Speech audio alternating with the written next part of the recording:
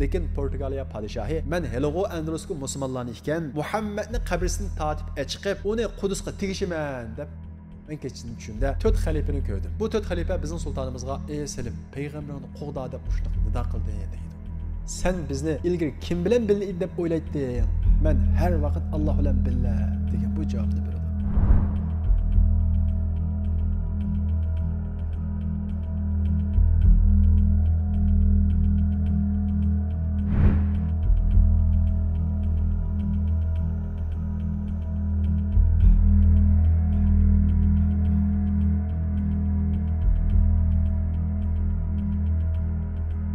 Biz ilgirki dersimizde bayan qilganimizdek Sultan Muhammed Fatih nurg'un joylarni islom tuproqqa aylantirdi. Jumladan bugungi kundagi butun musulmonlarningki eng muhim shaharlardan birisiga aylangan Istanbulni fath qildi va 31 yil podshohlik taxtida o'tirib bo'lgandan keyin milodiya 1481-yili Andalusda vahshiyona zulmga uchragan musulmonlarni qutqizish uchun zo'r darajada qo'shin tashkillash jarayonida o'z ajali bilan vafot topdi. Bundan keyin uning o'rniga o'g'li 2-Bayazid Osmoniylarning 8-sultoni bo'ldi. Lekin 2-Bayazidga qarindoshi Jam qarshi chiqib taxt kurashiga kirdi. Shundaqla qarindoshi Jamni Sultan 2-Bayazid qarshi ahli saliblar qo'llaydi. Natijada Jam Bursadagi Osmonlar qo'shiniga hujum qilib, u yerni egallaydi va u yerda o'zi mustaqillik e'lon qiladi. Bu sababdan Sultan 2-Bayazidning taxtga chiqqandan keyin tunji qildigan ishi bo'lsa, qarindoshi Jamning isyonini bostirish bo'ladi va Bursaga keng ko'lamli qo'shin tortadi va Jamni mag'lub qiladi. Jam bo'lsa, qo'shin davlat bo'lgan Mamluklar davlatiga qochib ketadi. Mamluklar davlati Jamni qarshi oladi va uningga ba'zi yordamlarni beradi. Bu sababdan Jam Sultan Bayazidga yana hujum qiladi. Sultan 2-Bayazid uni yana mag'lub qiladi. Shundaqla qarindoshi Jamni tutib olib ozla qiladi. Lekin Jam bu qatim Yevropaga qochib ketadi va hayotining oxirigacha Yevropada yashab, Yevropada Xristian o'lkasida o'lib ketadi. Demak, insonni mansab hirsi mana shundaq yo'llarga boshlaydi. Shundaq qilib Sultan 2-Bayazid qarindishini mag'lub qilish orqali o'zining taxtini mustahkamlaydi. Osmoniylar bilan Mamluklar davlati o'rtasida nihoyat yaqin do'stlik munosabati bor edi. Masalan, Muhammad al-Fatih Istanbulni fath qilgan vaqtda Mamluklar davlati nihoyat xushal bo'lgan. Shundaqla Mamluklar davlatidagi musulmonlar uylarini bizab, o'zining xushalligini ifodalashgan edi. Lekin mushu qatim Jamni qo'llash bilan ularning o'rtasida azroq surkilish va so'qchilik paydo bo'lishga boshlaydi. Sultan 2-Bayazid dadasi Muhammad Fatih va boshqa Osmoniy sultonlarga o'xshash jihodga herisman emas edi. Bir oz tinchlikni yaxshi ko'radi. Bu sababdan u sirtqa yurish qilmaydi. Lekin u yurish qilmagan bilan Yevropadagi ahli saliblar uni buzaq qilishga boshlaydi. Masalan, Vengriya podshohi Osmoniylarga urush ochib, Belgraddan boshqa butun joylarning hammasini tortib oladi. Shundaqla bu vaqtda sharq tarafda Iron markazlik Safaviy davlati bosh ko'targan edi. Safaviylar davlatining shohi Ismoil Shoh o'zi hukmronlik qilayotgan, ya'ni Safaviylar davlatiga tava bo'lgan Afg'oniston, Iron, Bag'dod qatorliq shaharlarda 1 millionga yaqin sunniy musulmonlarni o'ldirib qatl qiladi. Shundaqla sunniy musulmonlarni o'zining aqidasini yandirish uchun majburlaydi. Shundaqla bu Ismoil Shoh o'zini Allohning so'zchisi, ya'ni Alloh nomidan so'z qildigan kishi deb mush o'ringa ko'taradi. Ya'ni Safaviylar davlati Fatimiylardan keyin islom jug'rafiyasi qurilgan eng chong davlatlarning birisi hisoblandi. Bu Safaviylar davlati ana shundaq kuchlanib, musulmonlarni qirg'in qilib bo'ldi qilmasdan Osmoniylar davlatiga hujum qilishga boshlaydi. Yana mush vaqtda Yevropa tarafida bo'lsa, Andalusdagi musulmonlar tarixiy qirg'inchilikka uchraydi. Ya'ni Andalusdagi musulmonlarni shu yerdagi xristian podshohlari ziminlarining hammasini egallab, G'irnatini muhosiraga kelib, shiddatli qirg'inchilik elib beryapti. Demak, Sultan 2-Bayazidning davrida har tarafda musulmonlar zulmga uchrayotgan, shundaqla Osmoniylar davlatimi xrisga duch kelayotgan edi. Bu sababdan Sultan 2-Bayazidni talaysiz sulton deyishga bo'ladi. Lekin mana bu shundaq tahdidlarga qarshi Sultan 2-Bayazidning mijozi, ya'ni urushni yaxshi ko'rmasligi salbiy ta'sir beryapti. Andalusdagi musulmonlardan ularni qutqizish haqida keyin talab kelgandan keyin Sultan 2-Bayazid Kamal Reis Pasha boshchiligida bir dengiz pilotini Andalus qarab yo'lga soladi. Bu Osmoniylarning dengiz piloti Andalusga borg'ichi bo'lgan arliqda bir qancha qatim ahli salibning kiyimlarini urushidi va oxiri Andalusga yetib boradi. Lekin bu vaqtda Andalusdagi musulmonlarning ko'p qismi qirilib, faqat G'irnatidan boshqa butun shaharlarning hammasi ishg'ol qilinib bo'lgan edi. Bu sababdan Kamal Reis Pasha u yerdagi musulmonlar va zulm uchragan yahudiylarni kiyimiga selib Istanbulga tushiydi. Tarixshunoslar bu vaqtda, ya'ni Andalusdagi ahli salibning qirg'inchiligida musulmonlar bilan o'xshash yahudiylarni qirg'inchilik uchragan. Shundaqla yahudiylar mavjudlik krizisiga duch kelgan. Agar mushu vaqtda Sultan Bayazidning buyrug'i bilan Kamal Reis Pasha yahudiylarni Istanbulga akilib olmagan bo'lsa-da, yahudiylar munqariz bo'lgan bo'ladi deb qarashadi. Andalusdagi musulmonlarga elib berilgan zulm qarata Mamluklar davlatidan nihoyat qattiq inkos qiladi. Bilganimizdek, Mamluklar davlati askar turk qullar tarafidan qurilgan bo'lg'achqa har qanday ishga bildirilgan inkosi nihoyat qattiq edi. Ularga Andalusni yordam xati kelgandan keyin ular Yevropa podshohlariga xat avatib, agar Andalusdagi qirg'inchilikni to'xtatmasanglar, men Mamluklar zaminidagi butun xristianlarni o'ldirib tashlayman deb tahdid soladi. Buni anglagan bosh papa darhol Portugaliya podshohiga, ya'ni Andalusdagi eng chong qirg'inchilikni elib borgan Portugaliya podshohiga xat avatib, zulmni to'xtatish uchun uningga besim soladi. Lekin Portugaliya podshohi men heligo Androsku musulmonlarni ekan Muhammadni qabrisidan tatib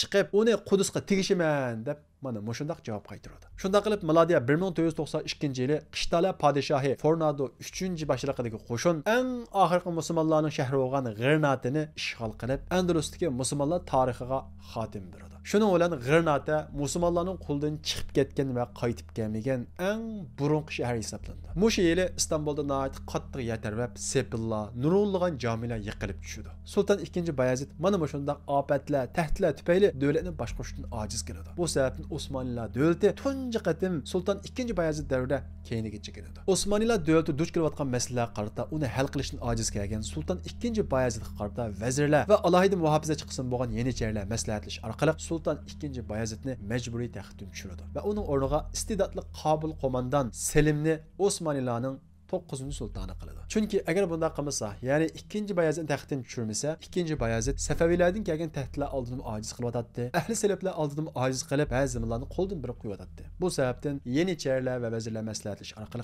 besim ishlatib Sultan 2-Bayezidni taxtdan tushirib, o'g'li Selimni taxtga chiqardi. Milodiya 1512-yili Sultan Selim Osmanlılarning 9-sultoni bo'lib taxtga chiqdi. Sultan Yavuz Selim aslida Trablosning valisi edi. Shundaqla u nihoyat qobil qo'mondan edi. Kitob o'qishni nihoyat yaxshi ko'rardi. Hatto urushga chiqqan vaqtida bir tugiga maxsus kitoblarni otib bil olib chiqardi. Shundaqla qanday ish qilmoqchi bo'lsa, atrofidagi olimlardan, vazirlardan maslahat so'rab qoladi. Ya'ni uningda sultonda bo'lishga tegishli sifatlar va qobiliyatlarning hammasi topiladi. Sulton Selim taxtga chiqqandan keyin oldidan g'arbga olib borgan yurishni to'xtatdi va diqqatni bir tarafga markazlashtirdi. Ya'ni sharq tarafga markazlashtirib, Anatoliya tuproqlariga tahdid solayotgan Safaviy davlatiga qarshi keng ko'lamli qo'shin to'playdi. Va milodiya 1514-yili Safaviy davlatining poytaxti bo'lgan Eronga keng ko'lamli qo'shin tortdi. Va shu yili 23-avgustda Osmanlılar bilan Safavilar o'tirisidagi tarixdagi mashhur Chaldiran urushi yuz berdi. Bu urushda Sulton Selim g'alaba qilib qolmay Tibrizgacha besib keldi va Tibrizdagi olimlarni va davlat xazinasining hammasini elib Istanbulga qaytdi. Buning bilan Osmanlılar davlati yana oldiga qarab mangdi. Shundaqla Osmanlılar davlatiga sharqdan keladigan Anatoliya tuproqlariga keladigan tahdid betchit qilindi. Ondan keyin Anatoliya tuproqlarida ayrim mustaqil bo'lib olgan va bu mustaqillik jarayonida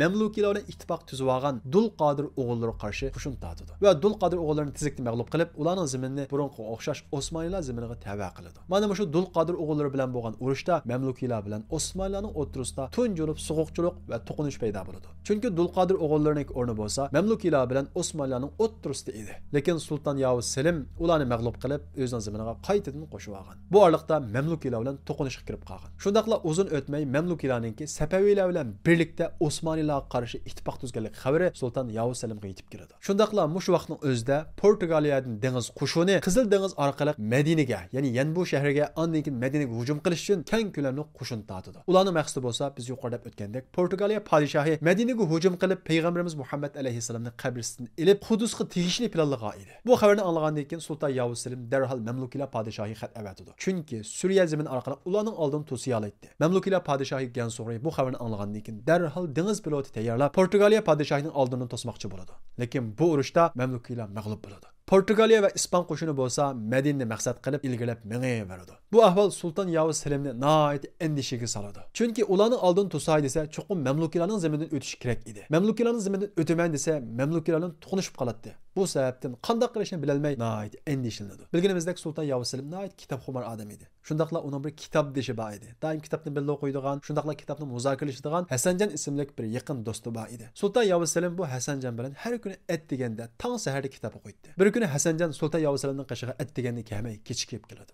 Sulton Yavuz Selim nima uchun kechikib qolding deb so'raydi. Hasanjon uxlab qopdimi ey sultonim deydi. Sulton Yavuz Selim shuncha uzun uxlabsa, qanday tush ko'ribsa deydi. Hasanjon birdan tug'andan keyin yo'q sultonim hech qanday tush ko'rmabdimi deydi. Sulton Yavuz Selim yana o'ylab baq hech qanday tush ko'rmadingmi deydi. Hasanjon biroz o'ylangandan keyin yo'q men faqat tush ko'rmabdimi deydi. Unda qaytib ket deydi. Hasanjon o'rnidan chiqib qaytish yurida o'rdadagi ikki xizmatchining gap talashayotganligini ko'radi. Hasanjon ularning qashig'i berib nim bo'lganligini so'raydi. Bu ikki xizmatchining birisi men kechadan bir tush ko'rdim. Uning ta'birisini so'rayapman deydi. Qanday tush ko'rding deydi. Bu ikki xizmatchining birisi men kechadan tushimda 4 xalifani ko'rdim. Bu 4 xalifa bizning sultonimizga ey Selim payg'ambarni qo'g'da deb shunday nido qildi deydi. Hasanjon bu gapni anglagandan keyin bu xizmatchining qo'lini tutqunicha sultonning qashig'i olib keladi va Sulton Yavuz Selimga ey podshoh men tush ko'rmadim, lekin men tush ko'ribdi. Buni tushni bir anglang deydi. Sulton qani qanday tush ko'rding deydi. Bu xizmatchi ko'rgan tushini aytidi. Aytgandan keyin Sultan Yavuz Selim labbayka ya Rasululloh, ey Rasululloh, men sizni qo'g'dayman deganicha shu vaqtning o'zida mamlukiylar xat yozadi. Sultan xatida bo'lsa mamlukiylar bundan keyin juma xutbalarida Osmoniylar sultoni Yavuz Selimga duo qiladi. Osmoniylar sultoni Yavuz Selim qo'shin tatib Portugaliya va Ispaniya qo'shini oldini to'sidi deb yozilgan edi. Mamlukiylar podshohi xatni o'qigandan keyin nihoyat g'azablandi. Chunki xutbada menga duo qilinglar degani siyosiy jihatdan menga tavba bo'linglar degan edi. Mamlukiylarning qamlashmagan bir odati bo'yicha mamlukiylar podshohi bu elchilarning kallasini olib javob qaytaradi. Sultan Yavuz Selim elçilerin kallısının ilinganligini anlagandan keyin mamlukiylar tavallikidagi amirlarga, ya'ni shahar valilariga ayrim xat avatib el bulishga chaqiradi. Nihoyat az bir qism el bo'ladi, lekin ko'p qismi mamlukiylarga tavab etib qoladi. Sultan Yavuz Selim manadiya 1516-yili Shamga, ya'ni mamlukiylarning Sham qismiga keng ko'lamli qo'shin tortadi. Mamlukiylar qo'shini Sultan Yavuz Selim qarshi Marjdabiq degan yerga keladi. Ikki qo'shin Marjdabiqda uchrashib, tarixdagi mashhur Marjdabiq urushini olib boradi. Bu urushda ikkili tarafdan nurg'unlagan turk musulmonlar o'ladi. Natijada mamlukiylar sultoni o'ldirildi va Sham zemini Osmanlılarga tavba qildi. Shunday qilib mamlukiylarning hukmronligi faqat Misrda qoladi. Mamlukiylarning yangi sultoni bo'lsa To'monbay bo'ladi. Sultan Yavuz Selim Misr qo'shin tortishdan ilgari yana To'monbay xat avatdi. Va agar juma xutbalarida menga duo qilib, siyosiy jihatdan menga itoat qilsa, o'zining huquqida qoldiganligi, hech qanday harbiy yurish qilmaydiganligini aytdi. Lekin To'monbay yana elchining kallasini olib javob qaytardi. Sultan Yavuz Selim keng ko'lamli Misr qo'shin tortdi va mamlukiylar qo'shinni Sayna cho'lida ozdirib, shimoldagi Arish degan joy orqali Qohiraga qistab keladi. Natijada milodiya 1517-yili 23-yanvar kuni tarixdagi mashhur Raydaniya urushi yuz berdi. Ya'ni Osmanlılar bilan mamlukiylar o'rtasidagi mashhur Raydaniya urushi yuz berib, ikki tarafdan nurg'unlagan askarlar jangdan ayrildi. Natijada bu urushda mamlukiylar mag'lub bo'ladi. Osmanlılar qo'shini Sultan Yavuz Selim boshchiligida Qohiraga kirdi. Sultan Yavuz Selim mamlukiylarni mag'lub qilib Qohiraga kirgan bo'lsa-mu, lekin Tumanbay partizanlik urushini 3 oy davomlashtirdi. Lekin oxirida Osmanlılarning qo'liga tushib qoldi. Sultan Yavuz Selim ikki musulmon davlat orasidagi bu adovatni, bu nafratni yo'qotish uchun Tumanbayni o'z mansibida qo'yib, o'zining valisi qilmoqchi bo'ldi. Vazirlar buni qarshi turdi. Lekin Sultan Yavuz Selim o'zining qarorida mustahkam turdi. Va bir kuni esa Sultan Yavuz Selim o'zi bilan birga Tumanbayni juma namoziga birga olib chiqdi. Qohira xalqi Tumanbayni xuddi qahramonni kutib olganda gul chechaklarni kallasiga etib, ana shunday ifodalarni bildirdi. Bu ahvolni ko'rgan Sultan Yavuz Selim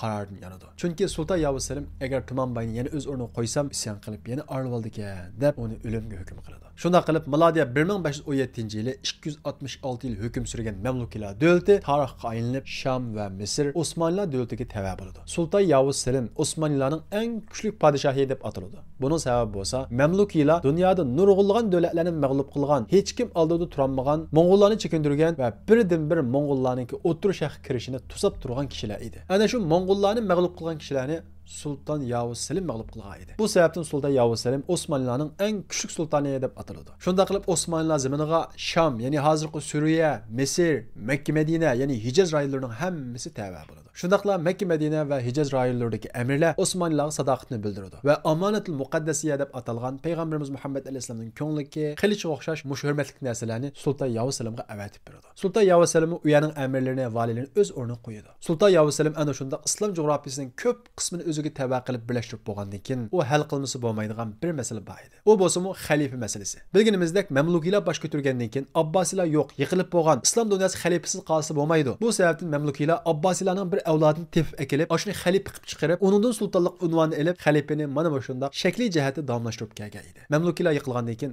xalifani qanday qilamiz degan bu maslahat boshlanadi. Olim ulamolar, vazirlar kengashga boshlaydi. Ba'zilari xalifa chuqum Hashim qabilasidan yoki Quraysh qabilasidan bo'lishi kerak degan bu fikrni o'tirib qo'ydi. Lekin ko'p qism olimlar agar payg'ambarimiz Muhammad alayhisolamning jamiyati va yoki payg'ambarimiz Muhammad alayhisolamning qabilasi bo'lgan Quraysh qabilasidan layoqatli odam bo'lmasa, boshqalardan bo'lsin bo'laveradi degan hukmni chiqaradi. Bir qancha kun mushu masala muzokara qilinadi. Natijada olimlarning hammasi o'rtaq qaror chiqarib, xalifaning qo'lida ham siyosiy kuch, ham diniy kuch bo'lishi kerak degan qarorga kelib, xalifalikni Abbosiylardan tunji qilib Sultan Yavuz Selimga yo'tkaydi. Ya'ni fatvo bilan hukm berish bilan Sultan Yavuz Selimga yo'tkaydi. Shunday qilib Sultan Yavuz Selim Osmanlılarning tunji xalifasi hisoblandi. Mana shu vaqtdan tortib Osmanlılar sultonlikdan xalifalik davriga qadam qo'ydi. Biz bu voqeaga qarab qaradigan bo'lsak, xalifalik masalasining naqadar muhim va atrofliq cho'ng masala ekanligini ko'rib olamiz. Bir yoqdan birisi chiqib men xalifa desa u hisob emas. Masalan, shu masalada dunyoda Osmanlılardan kuchli bir davlat yo'q, kuchli bir imperiya yo'q. Islom jug'rofiyasida ana shunday turib men xalifa deb e'lon qilmadi. Olimlar kengash orqali bir qancha kun davomlashdi. Hatto bu kengash Sultan Yavuz Selimdan keyin davomlashdi. Chunki ba'zi fikrlar chiqib, xalifa chuqum Qurayshlardan, ya'ni Rasulullohning qabilasidan bo'lishi kerak degan bu fikrni o'tirg'a solib bazaga soladi. Sultan Yavuz Selimdan keyingi Sultan Süleyman Qanunining bosh vaziri Lutfi Pasha bu büyük alim. Bu kişi məxsus bu haqda bir risale yazdı. Bu risalenin ismi bolsa Hulasul Umme fi Ma'rifatil A'imma. Bu risalada xalifaninki Qurayshlardan başqasından bolsun bulduğanlıq haqqında Qur'on hadislərdən, alimlarning so'zlaridan, fiqh hukmlaridan delil akib turib, Osmanlılar xalifasining shariatda yo'liq ekanligini tafsili bayon qiladi. Demak, xalifalik masalasi unda kichik masala emas. Shunda qilib Sultan Yavuz Selimning davrida xalifa shakli jihatdan haqiqiy ma'nosidagi xalifaga qaytadi. Ya'ni Sultan Yavuz Selim qo'lda ham kuch va ham musulmonlarning xalifasi bo'ladi. Sultan Yavuz Selim Misrda xalifa masalasini hal qilib bo'lgandan keyin o'zining valisini Misrga qo'yib Istanbulga qaytmoqchi bo'ladi. Va Istanbul qaytish yo'lida ig'ir kasal tegib yetib qoladi. Istanbul xalqi Misr, Makka, Madina, Shamning Osmoniylar qo'shilganligini anglab nihoyat xushal bo'lib, Sultan Yavuz Selimni qarshi olish uchun Istanbulning sirtiga chiqadi. Buni anglagan Sultan Yavuz Selim to'xtanglar. Qorong'i kirsin,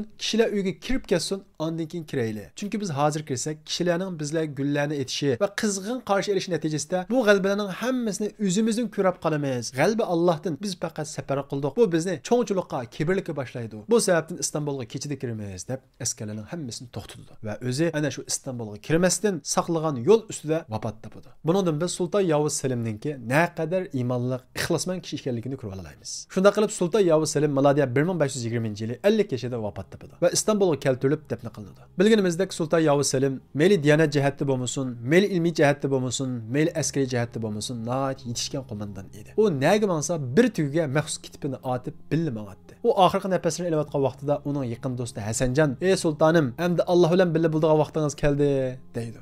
Sultan Yavuz Selim, "Ey Hasanjon, sen bizni ilgari kim bilan birga deb o'ylayding? Men har vaqt Alloh bilan birga" degan bu javobni berdi. Shunda qilib musulmonlar o'zining Qobil sultondan ayrildi. Uning o'rniga o'g'li Sulton Sulaymon Qonuni Osmoniylarning 10-sultoni va xalifasi bo'lib taxtga chiqadi. Bu shu vaqtning o'zida, ya'ni milodiy 1500-yili bizning vatanimiz Sharqiy Turkistonda yangi bir o'zgarish bo'ldi. Biz ilgirdan tortib o'zimizning tarixini qisqartirib keldik. Xabarimizda bo'lgandek, Qorxoniylar davlati qurildi, keyin Sulton Suqboraxon musulmon bo'lib davlatning dinini islom diniga qilib e'lon qildi. Keyin milodiy 1136-yil kelgan vaqtida Qorxoniylar yiqilib, Qorxoniylar davlatini, ya'ni bizning vatanimizni Qor Xitoylar egalladi. Keyin Mo'ng'ullar besib kelib Qor Xitoylarni qo'g'lab chiqardi va bizning zaminimizni Mo'ng'ullar egalladi. Chingizxon vafot bo'lish oldida o'zi egallagan zaminlarning hammasini 4 o'g'liga 4 parcha qilib bo'lib berdi. Bu bo'lib berish jarayonida bizning zaminimiz Chag'atay ismli o'g'liga tava bo'lib, Chag'atay davlatiga tava bo'ldi. Shundaqla bu Chag'atay davlati davomlashib 1336-yil kelgan vaqtda Tug'luq Temurxon musulmon bo'ldi. Shundaqla Mo'ng'ullar bu vaqt kelguncha turklashdi. To'g'risi Uyg'urlashdi. Tug'luq Temurxon musulmon bo'lgandan keyin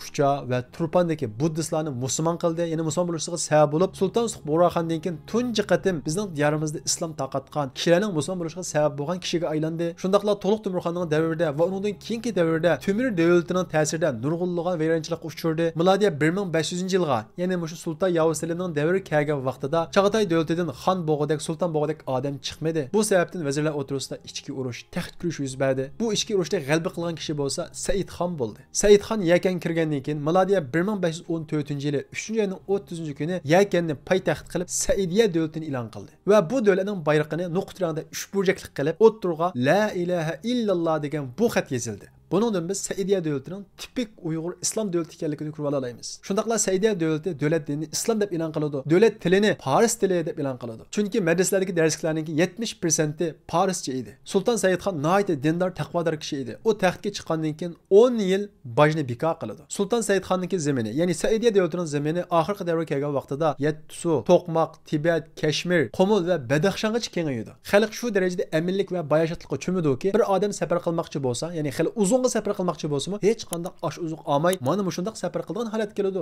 Chunki qanday kirsa mehmon qiladigan kishilar mana shundoq mo'lchilik qo'tiladi. Sulton Said Xon mana shundoq 19 yil hukm surgandan keyin milodiy 1533-yili 47 yoshida vafot topdi. Tarixiy Rashidiyada Sulton Said Xonni nihoyat marhamatlik, sehi, odil, musulmon podshoh edi deb sifatlaydi. Saidiya xalqi mushu tariqada 150 yil davomlashadi. Biz keyingi munosabatli yerlarni o'z navbatida yana so'zlab So'zimizni yana shu davrdagi islomning vakili bo'lgan Osmonlar davlatiga qaytaradigan bo'lsak, Sulton Yavuz Selim vafot topgandan keyin uning o'rniga o'g'li Sulton Sulaymon Qonuni taxtga chiqadi. Sulton Yavuz Selimning davridan boshlab Sulton Sulaymon Qonunining davrigacha bu davr Osmonlarningki oltin davri, gullangan davri hisoblandi. Unda bo'lsa Sulton Sulaymon Qonunining davrida qanday ishlar yuz beradi? Biz bu vaqtdagi tafsilotlarni kelarki darsimizda tafsiliy so'zlaymiz. Izlar bisib üzülmidi bu karvan, Toğulmaqda Həmzə kəbi həm arsılan, İzlar bisib üzülmedi bu karvan. Toğulmaqda Hamza kabi hem Arslan.